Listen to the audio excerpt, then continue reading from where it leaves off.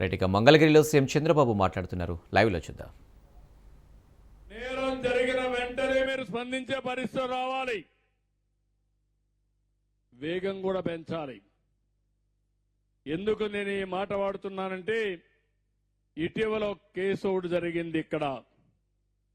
ఆ కేసు మీరు చూస్తే ఒక పాస్టర్ చనిపోయాడు. నేను కూడా బాధపడ్డా. చనిపోతే ఇది ప్రభుత్వమే చంపేసిందని నేరాన్ని వేయడానికి కొంతమంది దుష్ట శక్తులు ప్రయత్నం చేశారు. నేను మా పోలీసుని అడిగాను, నాకైతే తెలియదు ఆ పాస్టర్ ఎవరో, మీకేమన్నా ఐడియా ఉందన్నారు. మాకు కూడా ఐడియా లేదు సార్ అన్నారు. హైదరాబాద్ లో ఉంటాడు, రాజమండ్రికి వెళ్తున్నాడు.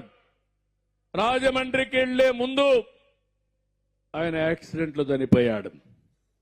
ఆ నేరాన్ని రాజకీయ ప్రత్యర్థులు కొంతమంది వాళ్లతో కలిసి నేరాన్ని ప్రభుత్వం పైన వేశారు. మా పోలీసుని అడిగారు, ఇమ్మీడియట్ గా చెక్ చేయమన్నాను. చెక్ చేయడం మొదలుపెట్టారు. కడాన నేను అడిగాను, మొత్తం సీసీటీవీ కెమెరాలు ఉన్నాయి, లింకులన్నీ తీయమన్నాం. లింకులన్నీ తీస్తే హైదరాబాద్ లో బయలుదేరి దారి మొత్తం తాగుతూ తూలుతూ ఎక్కడికక్కడ పడుతూ కడారబోయి అక్కడ పోయి చనిపోయే పరిస్థితికి వచ్చాడు. ఏ షాపులో బ్రాందీ కొన్నాడు, ఎక్కడ కిందన పడ్డాడు, ఫోటోలతో సహా వచ్చాయి. అన్ని ఫోటోలు బయట పెడితే దొంగలు తేలుగుట్టినట్టు అక్కడి నుంచి మాట్లాడడం మానేశారు.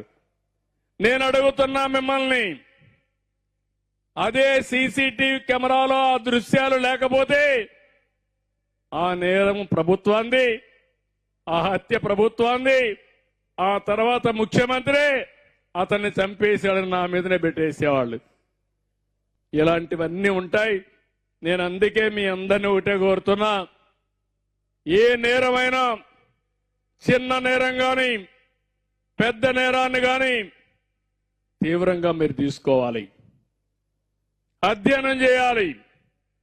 అన్ని కోణాల్లో మీరు ముందుకు పోతే అప్పుడే ఇది సాధ్యమని చెప్పి కూడా నేను మీకు తెలియజేస్తున్నా.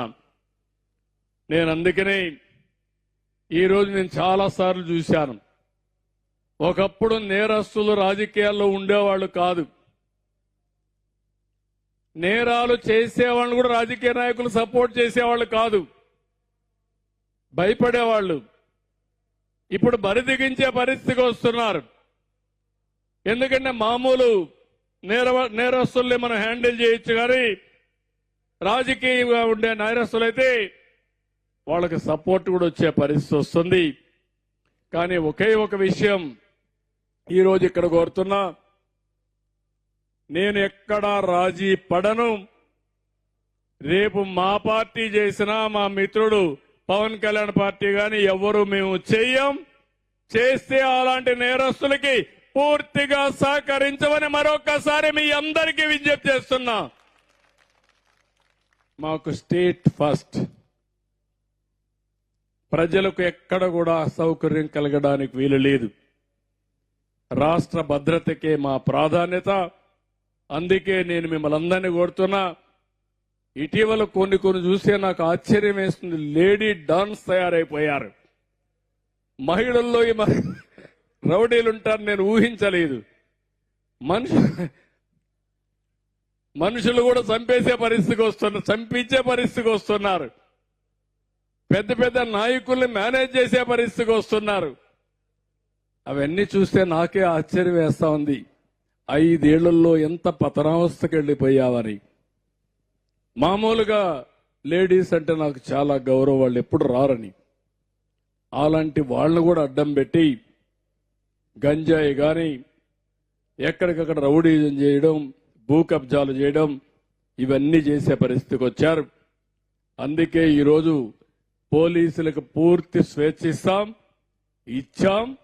మళ్లీ చెప్తున్నా, సమర్థులకి పెద్ద పేటేస్తాం. ఈ రోజు ఇక్కడికి వచ్చిన యువతను చూసా, ఆడబిడ్డలను చూసా, ఒక నమ్మకం వచ్చింది. నేను ఒకటే మిమ్మల్ని అందరినీ కోరుతున్నా, ఈ రాష్ట్రాన్ని వెల్తీ, హెల్తీ, హ్యాపీ సమాజాన్ని తయారు చేయాలని నేను ముందుకు పోతున్నా. దానికి కావాల్సింది లా అండ్ ఆర్డర్, శాంతి భద్రత. ఇక్కడ రాజీ లేదు. ఏ సంఘటన జరగకుండా చూసుకోవడం ఒక బాధ్యతగా తీసుకుంటాం.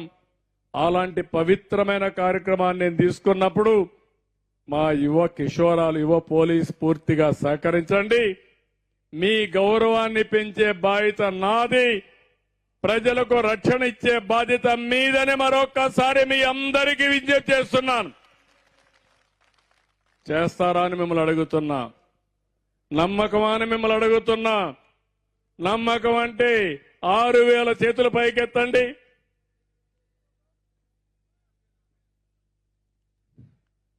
ఓకే, శబాష్.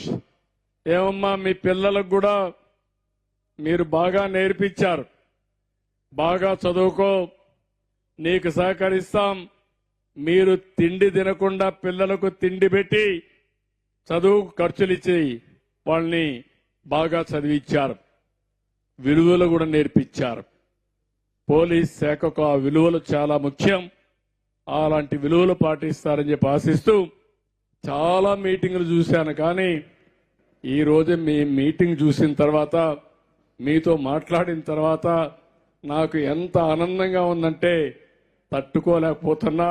అంత ఆనందం ఉంది నాకు. గాని మా మిత్రుడు పవన్ కళ్యాణ్కి గాని, అనిత గారికి గాని, మీ ముగ్గురం చాలా గర్వపడుతున్నాం, సంతోషపడుతున్నాం.